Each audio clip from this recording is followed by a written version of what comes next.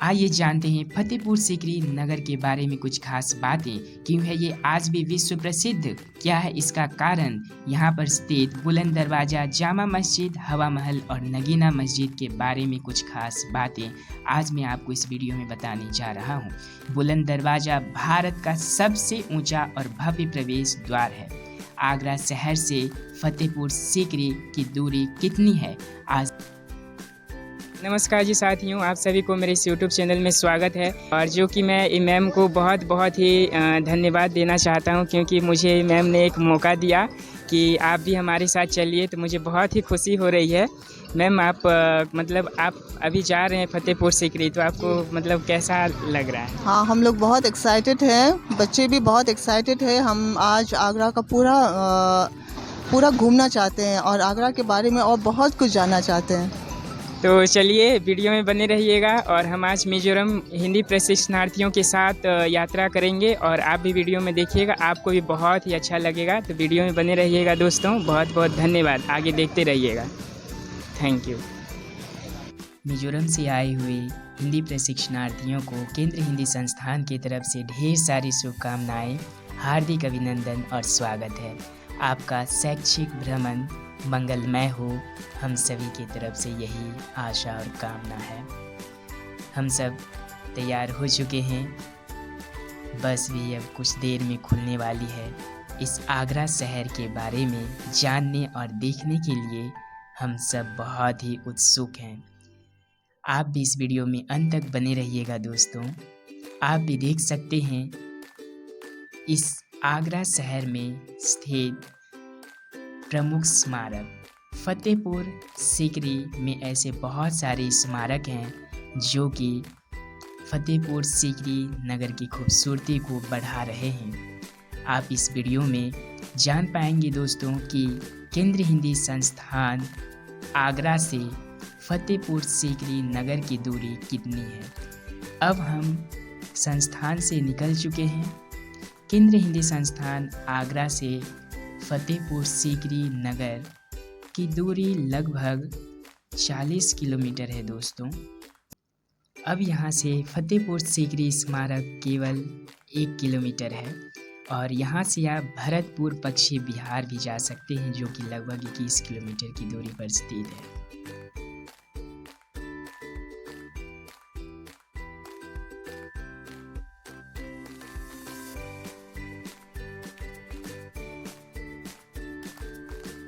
हम सब पार्किंग तक पहुंच चुके हैं। इससे आगे बस नहीं जाती है, इसीलिए बस यहीं पर लगी। बुलंद दरवाज़ा तक जाने के लिए हमें फिर यहाँ से 2 वैन लेना पड़ेगा और उसी में हम सब जाएंगे। आप देख सकते हैं दोस्तों कि यहाँ पे बहुत ही अच्छी वस्तुएं, बहुत ही अच्छी चीज़ें मिलती है। सब कोई ख़रीद रहे हैं, बहुत ही अच्छा लगता है। आप लोग भी जब आएंगे तो देखेंगे, आपको बहुत ही अच्छा लगेगा।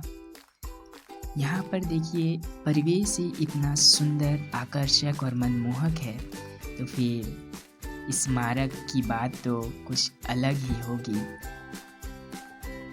आगरा शहर फतेहपुर सीकरी नगर में स्थित बहुत सारे ऐसे स्मारक हैं। अगर हम एक बार फतेहपुर सीकरी आते हैं तो बहुत सारी जगह हैं, हम घूम सकते हैं।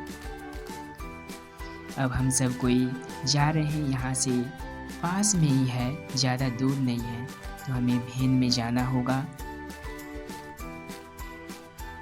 हम कुल मिलाकर 51 शिक्षार्थी आए हैं, तो एक वैन में तो नहीं होगा, 2 वैन में जाएंगे। आप लोग वीडियो में बने रहिएगा दोस्तों, फतेहपुर सीकरी के स्मारक के विषय में जानने के लिए। फतेहपुर सीकरी लाल बलुआ पत्थर से बना एक शहर है और इसे फतेहपुर सीकरी कहा जाता है। इस शहर का निर्माण मुगल सम्राट अकबर ने करवाया था। उन्होंने इस शहर को अपनी राजधानी बनाने की योजना बनाई थी, लेकिन पानी की कमी ने उन्हें यह शहर छोड़ने के लिए मजबूर कर दिया। इसके बाद 20 वर्षों के भीतर मुगलों की राजधानी लाहौर स्थानांतरित कर दी गई। फतेहपुर सीकरी का निर्माण 1571 और 1585 के दौरान हुआ था। आज इस भूतिया शहर की आबादी लगभग 30,000 है। पुरातत्व विभाग के प्रयासों के कारण इस वीरान शहर ने कई पुरानी संरचनाओं को बरकरार रखा है। फतेहपुर सीकरी अपने चरम पर मुगल वास्तुकला वैभव के बेहतरीन उदाहरणों में से एक है। हालांकि यह शहर खंडहर हो चुका है, लेकिन अगर कोई आगरा आता है तो यह देखने लायक जगह है। लेकिन असल मायनों में फतेहपुर सीकरी एक ऐसी जगह है जहां किसी को कुछ समय बिताना चाहिए। अब हम बुलंद दरवाज़ा पहुंच चुके हैं। आप देख सकते हैं, बहुत ही सुंदर, आकर्षक और भव्य लग रहा है। बुलंद दरवाज़ा गेट तक बाहर से 13 मीटर की सीढ़ियां चढ़कर पहुंचा जा सकता है, जो इसकी भव्यता को बढ़ाता है। डेक्कन पर अकबर की जीत की स्मृति में 1602 ईस्वी में बनाया गया यह द्वार भारत का सबसे ऊंचा और भव्य प्रवेश द्वार है और दुनिया में सबसे बड़े प्रवेश द्वारों में से एक माना जाता है। अगर मैं आपको टिकट संबंधित बातें बताऊं तो भारत के नागरिक और सार्क देश वालों के लिए बांग्लादेश, नेपाल, भूटान, श्रीलंका, पाकिस्तान, अफगानिस्तान, थाईलैंड और म्यांमार के लिए प्रति व्यक्ति 50 रुपये की टिकट लगती है और विदेशियों के लिए 610 रुपये की टिकट लगती है। अगर आप आगरा से फतेहपुर सीकरी नगर आना चाहते हैं तो ईदगाह बस स्टैंड आगरा का मुख्य बस स्टैंड है, जहां से बस पकड़ी जा सकती है। देख सकते हैं आप कि ये प्रवेश द्वार बुलंद दरवाज़ा बहुत ही सुंदर और आकर्षक लग रहा है। यहाँ पर एक बार आने से पर्यटक दोबारा आना चाहते हैं। और ये देखिए, आप जो ये सामने से देख रहे हैं, ये है जामा मस्जिद। भारत की सबसे बड़ी मस्जिदों में से एक है। जामा मस्जिद का निर्माण 1571 ईस्वी में किया गया था। अंदर एक विशाल सामूहिक प्रांगण है। दाहिनी ओर कोने पर जमात खाना हॉल है और इसके बगल में शाही महलों की कब्र है। जामा मस्जिद के बाईं ओर स्टोन कटर मस्जिद है, जो फतेहपुर सीकरी का सबसे पुराना पूजा स्थल है। इसमें पूर्वी प्रवेश द्वार से प्रवेश किया जाता है, जिसे बुलंद दरवाज़ा के नाम से भी जाना जाता है। अगर आपको यात्रा दिग्दर्शक की आवश्यकता पड़ती है तो टिकट काउंटर के पास योग्य मार्गदर्शक उपलब्ध होते हैं। आप अनाधिकृत गाइड से बचने का प्रयास करें, जो बस से उतरते ही लोगों को परेशान करने लगते हैं। यदि सच में आपको किसी मार्गदर्शन की बहुत आवश्यकता होती है तो पहले से ही आप दर और यात्रा कार्यक्रम तय कर लें। यह भी स्पष्ट कर दें कि आपको स्मारकों के लिए केवल गाइड सेवा की आवश्यकता है और कुछ नहीं। योग्य मार्गदर्शक दलाल की तरह नहीं घूमते हैं, ना ही वे धक्का मुक्की करते हैं। आमतौर पर जैसे ही आप टिकट खरीदते हैं और स्मारक में प्रवेश करते हैं, वे आपके पास आते हैं। त्वरित दौर के लिए महल परिसर में 1 या 2 घंटे के लिए गाइड किराए पर लें। भ्रमण के बाद आप भुगतान करें और गाइड जारी करें। अब आप फुर्सत के समय फिर से इन स्थानों पर जाकर अपना समय व्यतीत कर सकते हैं। यह सबसे अच्छी रणनीति है, खासकर यदि आप आराम करना चाहते हैं और चीज़ों को अपनी गति से देखना चाहते हैं। वैसे तो एक गाइड को किराए पर लेना उचित है। यदि आप मुगल इतिहास और वास्तुकला के संपूर्ण क्षेत्र में नए हैं तो और भी अधिक आवश्यक होती है। हमें भी एक गाइड की आवश्यकता पड़ी थी। उन्होंने हमारे साथ 2 से 3 घंटे तक भ्रमण किया और जितने भी प्रमुख स्मारक जैसे बुलंद दरवाज़ा, जामा मस्जिद, हवा महल और नगीना मस्जिद जोधाबाई का महल आदि अनेक स्मारकों के विषय में उन्होंने संपूर्ण इतिहास के साथ वर्णन किया और महत्वपूर्ण जानकारी भी हमें जानने को मिला। तो इसलिए आप भी कभी आइएगा तो गाइड ज़रूर करवाइएगा, क्योंकि वैसे गाइड करवाने के लिए ज़्यादा पैसे नहीं लगते हैं। प्रत्येक छात्र के लिए केवल 10 रुपये ही उन्होंने लिया था।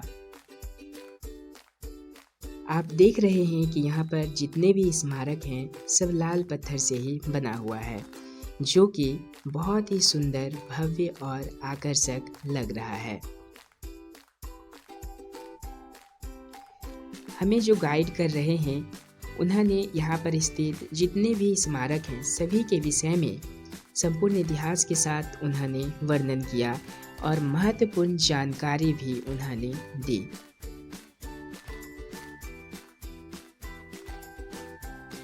आगरा भारत में सबसे आसानी से पहुंचने वाला पर्यटन स्थल है। शहर में उत्कृष्ट हवाई, रेल और सड़क संपर्क है। आगरा में रहते हुए फतेहपुर सीकरी जाने का सबसे अच्छा तरीका टैक्सी है। फतेहपुर सीकरी का शाही किला आगरा से 37 किलोमीटर दूर या भरतपुर से 18 किलोमीटर दूर है। अधिकांश पर्यटक आगरा या भरतपुर से रास्ते में किले की एक दिन की यात्रा करना पसंद करते हैं, क्योंकि इसे देखने के लिए कम से कम आधे दिन की आवश्यकता होती है। अगर आप हवाई मार्ग से आते हैं तो निकटतम हवाई अड्डा आगरा है, जो शहर के केंद्र से 7 किलोमीटर और ईदगाह बस स्टैंड से 3 किलोमीटर की दूरी पर है। दिल्ली से आगरा तक केवल 40 मिनट लगते हैं। अब हम अंदर की ओर जा रहे हैं, क्योंकि अभी भी कई स्मारक बाकी है देखने के लिए, जो कि बहुत ही सुंदर और भव्य लगते हैं। आप भी देख सकते हैं। ये सामने से जो महल दिख रहा है इसे दीवान ये खास महल कहते हैं। दाईं ओर एक स्पष्ट रूप से दिखने वाली 2 मंजिला इमारत है, जिसके कोने पर खोखे हैं, जिन्हें दीवान ए खास या निजी दर्शकों के हॉल के रूप में जाना जाता है। इसमें प्रवेश करने पर केवल एक गुंबददार कक्ष मिलता है। केंद्र में विशाल कोष्ठक वाले शीर्ष को सहारा देने वाला एक प्रचुर नक्काशीदार स्तंभ खड़ा है। 4 संकीर्ण रास्ते केंद्र से निकलते हैं और कक्ष के प्रत्येक कोने तक चलते हैं। ऐसा माना जाता है कि अकबर के सिंहासन ने राजधानी के गोलाकार स्थान पर कब्जा कर लिया था और कोने 4 मंत्रियों को सौंपे गए थे। दीवान एक खास के बाईं ओर खजाना या आँख मिचौली है, जिसके बारे में माना जाता है कि इसका उपयोग खेल खेलने के लिए किया जाता था, जिसमें 3 कमरे थे, जिनमें से प्रत्येक एक संकीर्ण गलियारे द्वारा संरक्षित था, जिसमें गार्ड तैनात रहते थे। दौलत खास ये खास के बाईं ओर से सम्राट का निजी कक्ष स्थित है। इसके भूतल पर 2 मुख्य कमरे हैं। एक में अकबर का पुस्तकालय था, जबकि बड़ा कमरा उसका विश्राम क्षेत्र था। पहली मंजिल पर ख्वाबगाह या शयन कक्ष है। यह गलियारों द्वारा तुर्की सुल्तान के घर, पंचमहल, मरियम के घर और जोधाबाई के महल से जुड़ा हुआ था। अकबर के सहिष्णु धार्मिक विचारों और साहित्य, वास्तुकला और ललित कला में रुचि ने फतेहपुर सीकरी की इमारतों को उनकी शैली और डिजाइन में इस्लामी और हिंदू तत्वों का एक करिश्माई मिश्रण दिया है। आप सभी को कैसा लगा दोस्तों, कमेंट्स करके ज़रूर बताइएगा। अगर आप मेरे चैनल पर नए हैं तो सब्सक्राइब करना नहीं भूलिएगा। इसी तरह का वीडियो आप सभी के लिए हमेशा लाता रहूँगा। अंत तक देखने के लिए आप सभी को बहुत बहुत धन्यवाद दोस्तों। स्वस्थ रहें, व्यस्त रहें।